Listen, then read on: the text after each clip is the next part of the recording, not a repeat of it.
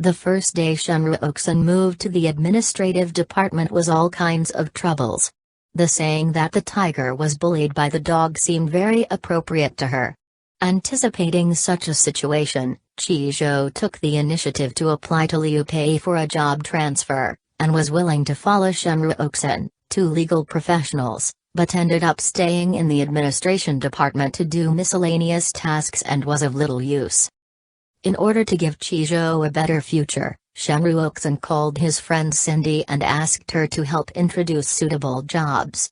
However, Chizhou just came out of the cottage. It is completely a blank sheet of paper. Right now it is most suitable to stay with Shenruoksun to learn experience, and wait for him to have work experience or to change jobs. Because Cindy is a professional headhunter, she views Shenruoksun's situation from a rational and professional perspective and at the same time provides her with useful workplace information. Shenruoksun readily accepted Cindy's suggestion, and spent a few years in the administration department. When he returned to the company, he happened to see Chizhou being harassed by an old employee and had to introduce him personally. Although everyone still calls Shenruoksun as a manager, they all know that she is now in name but not real, even if the status of ordinary employees can match. The veteran employees used all kinds of excuses to exploit Shenruoksun's labor force. Even Chizhou couldn't stand it after she was busy.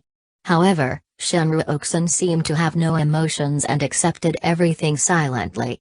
He worked overtime until midnight every day. Early, sleep later than the dog.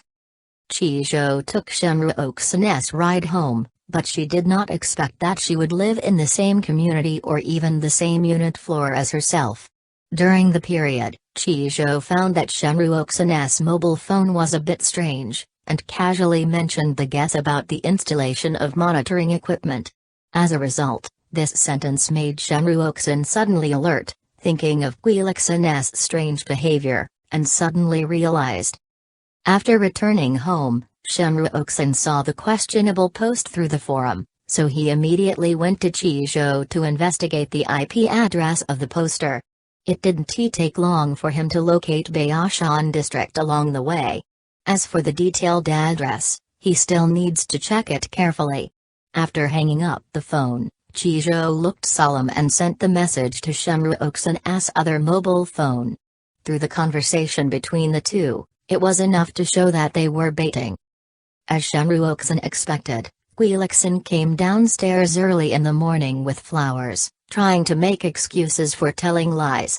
Shenruoksun couldn't understand that he was still continuing the game of cat and mouse, and simply took out the employee information he had obtained in advance to reveal what he had done. Chizhou didn't understand why Shenruoksun let Guilixun go. He should have been able to explain clearly to Liu Pei and prove his innocence, but Shenruoksun didn't want to make things happen. Maybe Guilixun couldn't bear the internal torment, so he might personally ask Liu Pei to explain the situation. The product promotion partner brought a lot of information, and President Li arranged for Shenruoksun to be responsible for the classification. Chizhou took the initiative to help.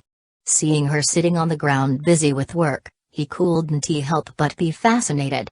In the next few days, Chizhou will often act as Shenruoksun's flower protector, and at the same time wonder how Shenruoksun can be bullied and not angry. After repeated consideration, Li and Shenruoksun met in the subway where they first met and talked about the two people's journey from meeting to falling in love. It is precisely because of this conversation that Shenruoksun finally understands how much Guilixun loves herself, and will always express care inadvertently, but the way of love is too extreme, which shows that he should be a good person, but unfortunately it is not appropriate. Shenruoksun came to the company with a heavy heart, and decided to turn the video over and not pursue it anymore. Usajia has a very good relationship with Shenruoksun. In addition, she was once her competent assistant, so she was deliberately excluded unsuppressed by Rongyi. Shenruoksun encouraged Usajia to persevere, at least get stuck in the internship, and asked her to transfer the company to Clay. Finding out the loopholes in the contract, and giving it to Ron Yi is enough to keep his job. Although the method was good, it allowed Ron Yi to find opportunities to make things difficult for Shen Ruoxin. Through this period of contact, Qi Zhou gradually changed her outlook.